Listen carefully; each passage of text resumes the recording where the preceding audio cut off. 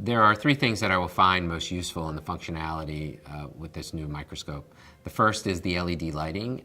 It's reliable, the bulb doesn't blow, and it's a very vibrant light and you can see things. The second is the overall physical form of it. The arm is nicer and the head is better designed. And then the third is the usual excellent optics that ZEISS provides. The upgrades in the EXTARO will be used throughout the whole procedure. There's no particular time that it's going to make it better. It's just going to make the whole procedure easier to do and have higher quality outcomes in patient care. I think it will help me from start to finish in the whole procedure. I think the EXTARO 300 is a next step in terms of improving the microscope in terms of the otologic field. It's a better light source, it's a better arm. There's a potential to having a highly effective filters to be able to change our practice. I think it's the next step in terms of improving overall quality of otologic surgery.